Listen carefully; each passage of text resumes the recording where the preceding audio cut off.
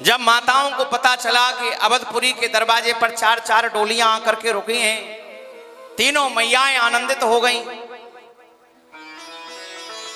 और अपनी चारों बहुओं को डोलियों से उतार करके भवन में प्रवेश कराया है।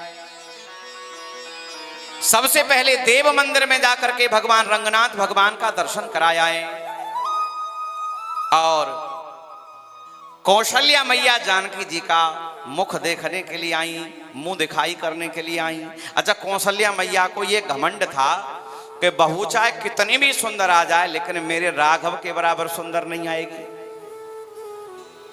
और रहता भी है माताओं को घमंड अपने बालकों पर, और उसमें भी राम जी जैसा कोई पुत्र हो।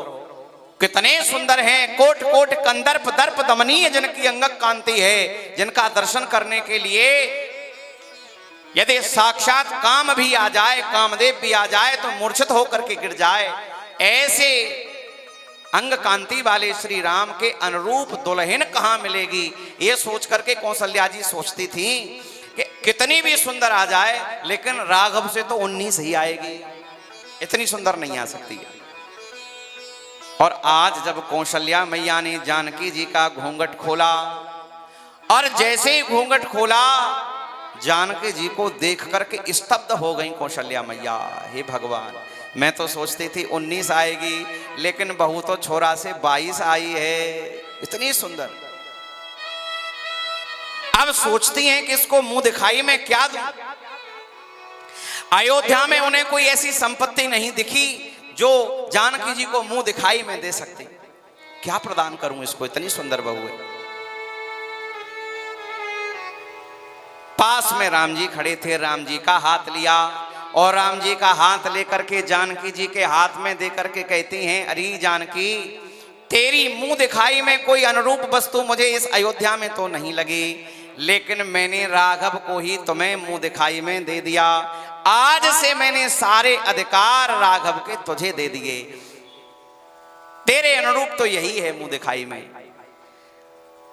इतनी सुंदर हैं जानकी जी। कैकेयी मैया मुंह दिखाई करने आई तो कैकेयी मैया ने कनक भवन बनवाया था सुवर्ण का। आज भी है अयोध्या में कनक भवन, उस समय वो स्वर्ण का था। तो कैकेयी मैया ने जानकी जी को मुंह दिखाई में कनक भवन प्रदान किया है। अब सुमित्रा मैया की बारी आई तो सुमित्रा मैया ने कहा, सीता, मैं तुझे क्या प्रदान करूं, तुझे तो सब कुछ प्राप्त हो गया। अयोध्या जैसा ससुराल तुझे मिला है, कौशल्या जैसी सास तुझे प्राप्त हो गई, राम जैसा पति तुझे प्राप्त हो गया, लेकिन एक कमी है तेरे पास।